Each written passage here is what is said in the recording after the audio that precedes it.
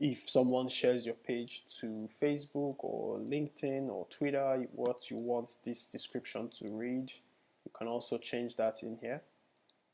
You can also, if you have integrations, any of the autoresponder integrations, they would also show in here. And then if you have any scripts that you want to be unique to this particular page, so say for example you want people to be able to chat with you and you only want this chat on your home page, you don't want it on subsequent pages, then you can just put it here depending on where the chat application instructs you to put it. So if they tell you to put it in the header, you just paste it right here in the header. So you can also preview your pages. You can save, you can preview. Now let's go back to funnel. Now you can see that this is pre-filled with the page that I just created. So the type of page that I selected, I can preview it from here. I can rename it. I can open it in the editor. I can clone. Make it a downsell wouldn't work because this is an opt-in page. If I try to make this a downsell, let's do that, you would see you can't make this page a downsell because it has no upsell. So it has to be a sales page before that feature can work. You can move this page to another funnel, you can export, you can delete. Now, you can also go into that page to do a bunch of things. So if you go into the page, it gives us a bunch of options. So if I go into the page, I see screenshots of the page that I was just working on. I can open it in the editor, go back to the funnel editor. I get the URL to this specific page. I can turn this page off or on. I can also see my basic stats. Now, if I have any analytics, I'll be able to see them in here. If I want to split test, I just go to split test, create new variation.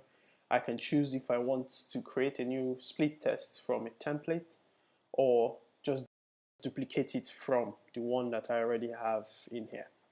So that is an overview of pages. Now, if I go back into funnel 2, I can do import from URL. I just click import from URL, put in the URL of the page I want to import. Let's use Sushi Cake for example. And it's a sales page, and let's import that. So Funneljoy goes in, grabs that page for you and loads it up. So if it's loaded it up now, I can click open in editor. Now this opens up the block-based editor. Importing pages need to be structured because we didn't create them ourselves. So this loads up the block-based editor for you and loads it up with whatever information is extracted from that page.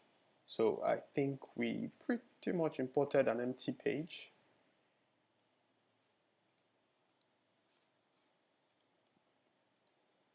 Okay, so that's how the import from URL works.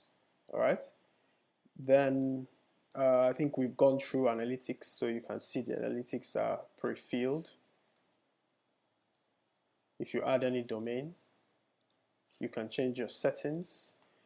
Something else again to mention is the very first page in your funnel is your home page. So if someone lands on this URL, which because I haven't changed it to a subdomain yet, if someone lands on the URL, they'll be taken to our very first page. Now you can adjust this first page. So you can say, no, I want Sushi Cake to be my first page.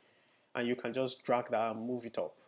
So now this becomes page 1 and then other pages flow from that.